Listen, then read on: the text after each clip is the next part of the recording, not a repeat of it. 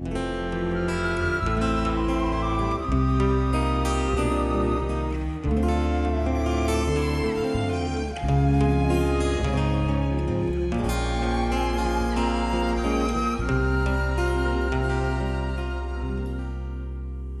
dia, com muita alegria e essa música maravilhosa. Sejam todos bem-vindos para mais um dia de tratamento do Dr. Bittencourt. Bom dia, gente. Bom dia, gente. Bom dia, turminha! Ah, que belezura! Nós começamos o mês com muita alegria. Bom dia, gente. Sejam bem-vindos. Bom dia, gente. Eu acho que o Emmanuel é um danadinho, com muito carinho, né, Fausto? De usar o termo plataforma do mestre, né? Porque quando a gente pensa, ou quando a gente vai atrás do que significa uma plataforma é uma superfície onde se constrói coisas, né? E hoje a gente fala muito da plataforma virtual, né? E as plataformas virtuais são espaços de interação, de troca de conhecimento, de troca de informação. E aí o Emmanuel vem trazer a gente para uma reflexão sobre a plataforma do mestre. E aí ele começa assim. Em verdade, há 2000 anos, o povo acreditava que Jesus seria um comandante revolucionário, como tantos outros, a desvelar-se por reivindicações políticas à custa da morte, do suor e das lágrimas de muita gente. Então, já que é para mudar, vamos revolucionar. Não importam os meios. Assim acreditava o povo desse Messias. Ainda hoje, vemos grupos compactos de homens indisciplinados que, administrando ou obedecendo, se reportam ao Cristo, interpretando-o qual se fora patrono de rebeliões individuais, sedento de guerra civil. Imagina só, Jesus que veio nos ensinar sobre o amor, sobre fraternidade, sobre colaboração, sobre paciência, sobre solidariedade, sobre perdão, impor qualquer coisa que seja aos nossos corações. Já falamos algumas vezes, Emmanuel nos traz algumas vezes, o Cristo não nos violenta. Ele nos ensina, em sua plataforma, sobre a lei de amor. Nos instrui, nos convida pacientemente a modificar o nosso olhar sobre a nossa história evolutiva. É um convite amoroso, respeitoso.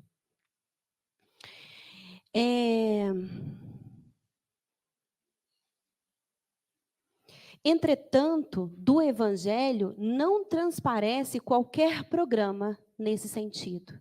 Que Jesus é o divino governador do planeta, não podemos duvidar. O que fará ele do mundo redimido, ainda não sabemos. Porque ao soldado mínimo são defesos os planos do general. Sabemos que a lei é de amor. O cuidado é na lei de amor. Como se dará esse processo? É uma articulação amorosa das equipes governadoras do planeta, orientadoras do planeta. E muitas vezes a gente fala assim, mas a gente escuta falar, mas não é possível. Às vezes, uma grande uma grande limitação ou um poder, a gente tem que falar, nós sabemos sobre isso. Não pode ser assim, não pode deixar as coisas acontecerem à solta, não. Nós precisamos trazer a informação, exato, precisamos, para a nossa alma, para o nosso coração, para a nossa reforma individual. Porque assim como Cristo traz para nós, sendo governador do planeta, uma orientação divina, e respeita os nossos passos e o nosso livre-arbítrio, por que faremos diferente? Por que nos permitimos agir diferente? Criticando, cobrando, exigindo do outro, muitas vezes coisas que nós mesmos não conseguimos fazer. E por vezes até conseguimos fazer. Eu não sou capaz de fazer isso. Fato, nesse ponto houve evolução, mas em tantos outros há companheiros amorosos que são tolerantes com as nossas mazelas espirituais. Estão conosco e nos respeitam, aceitando a nossa bagagem difícil, porque eles preferem olhar para o lado que a gente já conquistou. Porque esse lado já tá bom. Porque eles entendem que também nós estamos em processo evolutivo. E nós podemos entender da mesma forma. E aí, no livro Bom Combate, o Emmanuel nos lembra que essa guerra, esse combate, que ele dá o nome de bom combate, na verdade, o Paulo traz para a gente a ideia do bom combate, é o combate interno. Nós, conosco, sacrificando os nossos egoísmos, sacrificando as nossas dificuldades, sacrificando aquilo que já não cabe mais permitir transbordar da nossa alma no entendimento que nós já carregamos. Então, ele nos traz, no bom combate, dispomos-nos a lutar contra nós próprios, assestando baterias de vigilância em oposição aos sentimentos e qualidades inferiores que nos deprimem a alma. É essa reforma íntima, é essa luta interna que nós somos convidados a fazer. E aí, muitas vezes, na rebeldia que habita ainda a nossa alma, a gente muitas vezes bate o pé e fala assim, mas essa coisa de ser bonzinho demais, às vezes, é uma grande da bobagem. Não resolve muita coisa. E aí a gente lembra de Judas, que considerou Jesus bonzinho demais para governar o planeta. E aí Emmanuel Humberto de Campos, em Boa Nova, nos traz um capítulo belíssimo, capítulo 24, que ele chama de A Ilusão do Discípulo. E aí eu recordo um trechinho que Judas falava assim, o mestre, a seu ver, né, na percepção de Judas, era demasiadamente humilde e generoso para vencer sozinho por entre a maldade e a violência. Ele tinha boa intenção. Ele acreditava, amava o Cristo. Ele tinha a intenção de fazer com que realmente Jesus reinasse na terra. Mas do jeitinho que Jesus queria fazer para Judas, não ia resolver. Jesus não entende essas maldades do mundo. A gente precisa combater.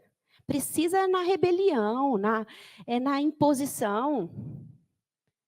E aí, Judas depois cai em si, em sua amorosidade com o qual foi convidado a caminhar com Jesus. E percebe que a lei de amor é um convite para a nossa... Está dando um retorno, não está? É um convite para a nossa espiritualidade, espiritualização, evolução espiritual. Não para uma vida curta, numa existência material. Então, há uma paciência divina para que possamos desenvolver os nossos processos. E porque o processo, ele é longo de aperfeiçoamento. E muitas vezes a gente ainda alonga essa jornada nesses instintos rebeldes que deixa eu fazer do meu jeito, porque eu acho que desse jeitinho tá bonzinho demais. Vai demorar demais. E aí a gente, no achar que demora demais, prolonga e alonga ainda mais essa jornada. Eu lembro que eu era pequena, tinha uma matéria na escola, bem pequenininha, que a gente estudava ética. E aí eu lembro até hoje de uma coisa que eu não conseguia entender na época. Vamos devagar porque nós temos pressa. E é assim. No processo evolutivo, nós temos pressa dessa perfeição moral. Mas sejamos confiantes no passo evolutivo com amor, respeitando com humildade que não temos conhecimento de tudo e que o conhecimento ele vai sendo incorporado na caminhada que nós vamos fazendo, com confiança e fé nessa jornada do encontro ao Pai. E em Fonte Viva, Emmanuel tem outro texto que ele chama Embainha tua espada, que é aquele trecho de Pedro, quando Jesus vai ser capturado, né? E Pedro, mais que depressa, lança a mão à arma e até chega a cortar a orelha de um dos soldados. E Jesus, mais que depressa, fala, não, Pedro, embainha tua espada. Porque é como se nos dissesse, não é para isso que nós estamos aqui. Não é para isso. Esses 3 anos de caminhada, foi na lei de amor que nós caminhamos juntos. Então, embainha a tua espada, porque agora é a hora de mostrar esse conhecimento. Chegam as dificuldades do nosso caminho e, por vezes, por medo, por receio, por não conhecermos ainda o olhar lá na frente, porque nós temos uma visão ainda limitada, não sabemos o lado de lá daquela parede, eu só consigo enxergar até o finalzinho ali. Não sei o que está acontecendo na rua. Então, eu não tenho toda a visão do todo. E aí é preciso confiar. Seguir confiante em quem está nos conduzindo mais do alto. E aí Emmanuel nos diz assim, em nosso aprendizado cristão, lembremos-nos da palavra do Senhor, embainha a tua espada. Alimentando a guerra com os outros, perdemo-nos nas trevas exteriores, esquecendo o bom combate que nos cabe manter em nós. Façamos a paz com os que nos cercam, lutando contra as sombras que ainda nos perturbam a existência, para que se faça em nós o reinado de luz. De lança em riste, jamais conquistaremos o bem que desejamos. A cruz do Mestre tem a forma de uma espada com a lâmina voltada para baixo, para nos ensinar que não é por essa via da guerra, mas do amor. Quando os discípulos perguntam a Jesus, e aí, como é que você vai embora, né? E aí, como que nós vamos fazer para dar sequência ao seu trabalho? E Jesus diz, viva o Evangelho. Quando necessário, use palavras. Precisamos viver o Evangelho. Participar dessa mudança estrutural da sociedade é viver o Evangelho, é fazer as nossas reformas individuais. Ainda que a gente fale assim, poxa, mas eu tenho aí mais 60 anos para viver. Mais 5. Mais 80. Não vai dar tempo ver isso. Não agora. Nós somos espíritos eternos. Então, sejamos pacientes com esse processo da evolução da organização social, começando por nosso processo individual, dentro de casa. Bem fácil. E aí, na mensagem de hoje, começa assim. A boa nova, todavia, é muito clara quanto à primeira plataforma do Mestre dos Mestres. Ele não apresentava títulos de reformador dos hábitos políticos, viciados pelas más inclinações de governadores e governados de todos os tempos. Nós vamos fazer uma reforma individual. Então, assim, dá a César o que é de César, não é assim? Agora, nós, que já botamos a mão no Evangelho, o que fazemos de diferente com o conhecimento que já temos? O que fazemos do Cristo? Anunciou-nos a celeste revelação que ele viria salvar-nos de nossos próprios pecados, libertar-nos da cadeia de nossos próprios erros, afastando-nos do egoísmo e do orgulho que ainda legislam para o nosso mundo consciencial. Jesus veio nos salvar, mas não como alguém que abre a nossa cabeça, faz um concerto lá dentro e fala, agora você está pronto, vai. Ele veio nos salvar por meio da instrução. Faça a sua parte, que eu te ajudarei. Inicialmente eu tinha uma imagem que era assim, era como se a gente estivesse sendo puxado numa cordinha, e aí Jesus seria esse que puxava a cordinha, e a gente está ali, também tentando escalar esse abismo que nos separa dele. E aí depois eu pensei, veio uma imagem na minha cabeça. Não é bem assim. Do mesmo jeito que você está puxando a cordinha ali, Jesus está ali, ó, quase que te levando. Num pequeno movimento que você faz, ele está praticamente te carregando. Basta um pequeno movimento nosso. Qual criança aprendendo a andar de bicicleta? Vai de rodinha, o pai deixa sozinho? Vamos ali, acompanhando, né? Assim? Aí, de repente, fala assim, a gente já pode tentar sem rodinha. Mas a mão é aonde? No banco, não é? A mão é no banco. Então, tá ali, vai acompanhando. E aí, daí a pouco, vamos tentar sem banco, mas está ali, junto. Em pequenos movimentos que a gente faz, a gente tem grandes avanços, por conta desses amigos espirituais que realmente nos carregam. Então, quando a gente fala, está sendo exigido muito, meus amigos, não sabemos, então, o amparo em torno dessa exigência que está sendo feita para nós. Exigência essa favorável a nós mesmos.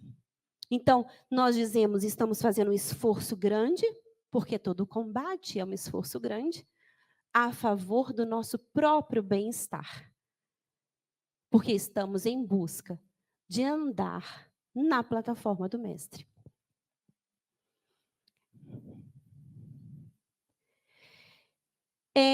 No Céu e Inferno, capítulo 7, eles trazem assim para a gente. Em virtude da lei do progresso, toda alma, tendo a possibilidade de adquirir o bem que lhe falta e se desfazer do que tem de mal, segundo os seus esforços e sua vontade, resulta daí que o futuro não está fechado em nenhuma criatura.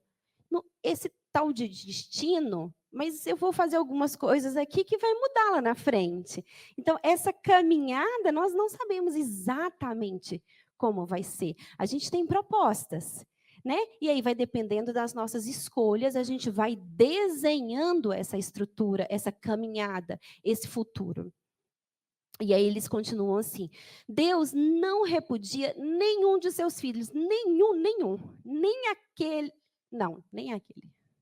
nenhum. Todos estão sob a égide do amor do Pai. Nenhum será desamparado. Por quê? Porque, em essência, todos somos amor. Nos distanciamos ou nos distraímos na caminhada da vida. E aí vem Jesus, vamos lá. Pega a direita. Volta aqui, dá um freio. Nos direcionando. E quando nós falamos Jesus, nós falamos de Jesus e todos os amigos espirituais que fazem parte dessa equipe. Deus não repudia nenhum de seus filhos, recebe-os no seio à medida que atingem a perfeição. Se ele não repudia, por que nós repudiamos? Deixando assim a cada um o mérito de suas obras. Porque cada um faz as suas próprias escolhas e vai encontrar as próprias consequências. Boas, difíceis, faz parte da jornada. O desenho é cada um que faz. Nós não precisamos antecipar sofrimento para ninguém. Nós estamos aqui para trabalhar e desenvolver o sentimento de fraternidade, de solidariedade, de cuidado, e não de crítica, de julgamento, não de punição. Podemos nos ajudar pela lei de amor. E eu gosto muito dessa história da mulher hemorroíça, que ela sangra por 12 anos. E essa mulher, uma mulher que, quando estava menstruada, era uma mulher impura. Mas por 12 anos, ela é excluída. E aí, mesmo nessa condição, ela, nesse processo, ela fala assim, agora deu. Eu não posso tocar no Cristo, né? Mas nas vestes eu vou tocar. E isso vai ser suficiente para minha cura. E ela vai, toca nas vestes do Cristo, cura imediatamente da hemorragia que tinha há 12 anos.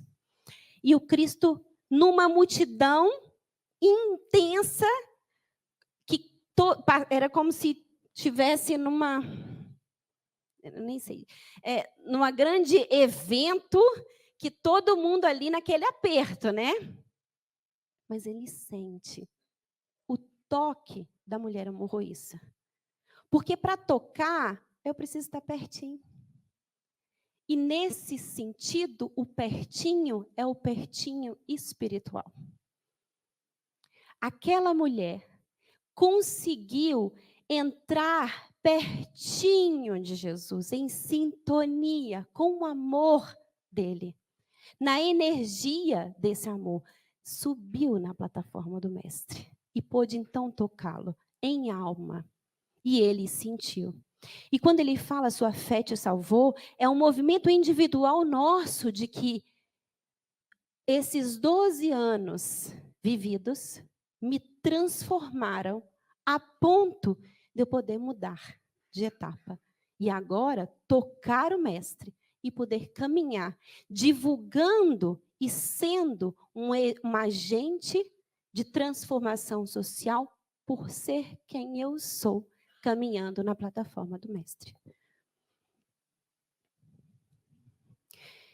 Achamos-nos até hoje em simples fase de começo de apostolado evangélico. Cristo libertando o homem das chagas de si mesmo para que o homem limpo consiga purificar o mundo. O reino individual que puder aceitar o serviço liberatório do Salvador encontrará a vida nova. A mulher hemorroíça, esse reino individual que soube aproveitar do seu processo, subir na plataforma do Mestre e aceitar o serviço liberatório do Salvador, a fim de encontrar essa nova vida. Em Livro dos Médios, Fenelon nos fala assim, estáis convencido de que o Espiritismo acarretará uma reforma moral. Verdade. Ele traz muitos elementos de uma reforma moral social. Seja, pois, o vosso grupo o primeiro a dar exemplo das virtudes cristãs. Viva o Evangelho. Quando necessário, use palavras. E é pela renovação parcial dos indivíduos que a sociedade acabará por regenerar-se. E Deus sabe se ela precisa disso. Então, é esses pequenos movimentos, essa renovação parcial dos indivíduos, um a um, corpo a corpo, que vai sendo esses agentes transformadores para caminharmos todos na plataforma do Mestre. E quando nós falamos de caminhar na plataforma do Mestre, nós estamos falando de caminhar na lei de amor. Não podemos esquecer que o amor cobra a multidão de pecados. Então, vivamos vibrando nessa lei de amor e não na multidão de pecados.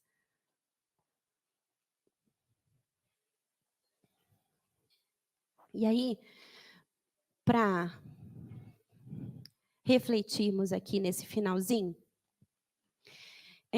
quando nós pensamos nessa vivência dessa lei de amor e em termos de sociedade, existe uma lenda, um conto africano no sul da África, em Namíbia. Eu acho que eles chamam Imba, a tribo. Me perdoem se eu estiver falando o nome errado. Mas diz que quando uma criança vai nascer, antes dela ser concebida mesmo, quase que como um convite para esse processo reencarnatório, essa mãe se recolhe em um canto e se recolhe em sua intimidade, como se buscasse lá, na essência da sua alma, uma música que represente esse amor com esse espírito que vai chegar. Vem a música para ela. Ela encontra o seu companheiro, divide essa música com o companheiro. Esse filho é concebido, canta-se a música para esse filho em gestação, em processo de crescimento. Essa música é ensinada para a tribo, para os companheiros, para os mais velhos. Essa criança nasce, a música é cantada para ela. Dá os primeiros passinhos, a música é cantada, toda a alegria que acontece, todo novo evento, toda conquista, a música é cantada como para celebrar e reviver aquela alma, aquela essência espiritual. Mas também, nas horas de dificuldades, essa música é cantada.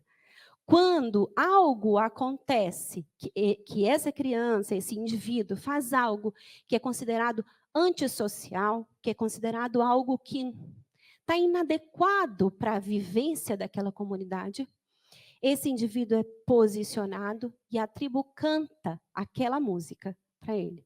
Como quem resgata e faz o convite de, opa, você é esse aqui. Relembre quem você é. E nosso caminho com Cristo é assim. Jesus o tempo inteiro nos convida a buscar-nos em essência, relembrando quem nós somos, saindo dos distratores do nosso egoísmo e vida material, que nos faz nos perder o contato, o toque com Cristo.